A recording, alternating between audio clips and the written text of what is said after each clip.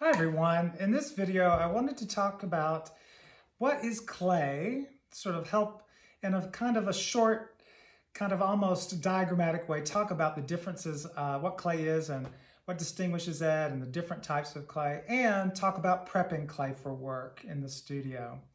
So before we begin about prepping, let's talk about the clay itself. Clay is formed in the earth, deep in the earth. A lot of conditions have to occur for the specific material of clay. Water, pressure, a lot of organic processes. Most clay is formed in a kind of a vein formation. So one way to think about how to distinguish different types of clay is the clay that's in the pure heart of the vein has its more pure state. Clay, if you look at it under the microscope, is particles that are flattened, almost like plates. And so what gives it its plasticity as a material is that those flattened particles roll over each other when it's touched or pushed, so that you can stretch it without it crumbling. They just sort of grab and roll. So that clay in the heart of the vein is has not had any erosion. It has very small fine particles. The color is more white. And one clay that would occur in that vein we call porcelain clay. Porcelain, of course, has a whole historical, social, and political aspect to it because it's always been highly prized. Porcelain, I have some right here, is white, very plastic, very fine. So I can stretch it, and not only does it not crumble, it will hold really thin edges because of the particle size. Porcelain is famous for when fired in the right kiln conditions to the right temperatures, it can become almost a kind of translucent material, so light will pass through it. When erosion works on that vein of clay and starts to erode it out from the vein, it starts to travel and pick up color. The next band of clay out from that porcelain is stoneware. Stoneware has usually not a pure white color, although it can be a kind of white. It can range from a darker black brown all the way to white. It will pick up little particles of small stones, pebbles, and that kind of particle we call grog. Grog, most clay today is not mined from the earth. We mix it from dry materials to get to exactly the qualities that we want. So you would put that grog material into a clay to keep it from stretching too far. It gives it a kind of structure. Most of the commercial ware that you might use, plates and bowls and commercially produced ceramics, are made out of a porcelain or a stoneware clay because of they're able to be fired to the higher range in the kiln, which gives them a kind of durability. There's a kind of vitrification that comes in the firing of ceramic materials that give it a hardness, a permanence, and a durability.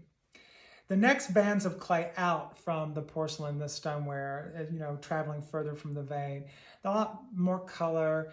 In some ways, with the more impurities, the less high you can fire that material. We call that band of clay earthenware. And there are many different types of earthenware, but the most famous one you probably know is terracotta, which is a kind of iron-rich red-brown, and flower pots, roof tiles, civil engineering like pipes, water pipes, etc., made out of it. It's softer when it's fired. It's not fired as high, so it remains a kind of softer, less durable material. Although you do see dinnerware and commercial ware made from it. That, under the dishwasher and handling in the kitchen, it's more likely to chip over time. So that's a reason why you might not choose it. People choose it for sculpture because it goes through less stress in its lower firing temperature in the kiln. So a more complicated or large-scale ceramic form goes through less movement that might result in warping and cracking. So it might be an ideal material for a more sculptural approach to your ceramics. So let's talk about prepping or wedging the clay. You can see a large amount of wet clay, the minute it leaves the bag as wet plastic material, it begins its cycle of movement. And that movement comes as it gets drier. The water leaves and it shrinks. So just be aware that when you're working with clay, you want to protect as much of the unused or untouched material as possible so it stays plastic and wet for you. So wedging. Wedging is literally working this material against a hard surface to force any trapped air out. That's the first goal. The second goal is to make all the drier bits and wetter bits one homogeneous texture to make it easier to build with or work with. Okay, and the other thing is to begin to put compression into the material. Those plates, when they stay wet and untouched, stay more open and are more susceptible to warping and cracking. If we can use compression and push those plates together, it tightens it and gives it a kind of strength. So we're going to be using compression in a lot of stages of making ceramics to give it a kind of strength through compression. So I'm going to start, the first method I wanted to show you is what we call the bull method, and this usually works best for smaller amounts that you can easily hold between your hands. I make a kind of rounded pyramid, the point side down. I'm working on canvas so the wet clay won't stick. Wet clay sticks to sealed surfaces like varnished tables, metal bowls, so you want to make sure you have a releasing surface for your wet clay. Point down. I'm grabbing it, I'm holding it, compressing it in while I'm going to push it down. It's a gesture, it's not a lot of pressure, but I want to shift it through the middle of the mound. Just make a shift. I'm going to roll it up and shift it again. And so these sort of abrupt shifting gestures are forcing the air out, compressing, and making that homogeneous texture. And I keep rotating it, so I'm always working through the entire amount. Wedging removes water, so what you're wedging on will have a huge, you can sort of choose. Wedging on canvas usually takes a little less moisture out. If I were wedging on a plaster surface, it would take more moisture out. I might want to really stiffen this more, and I would want it to wick more of the water out. Okay.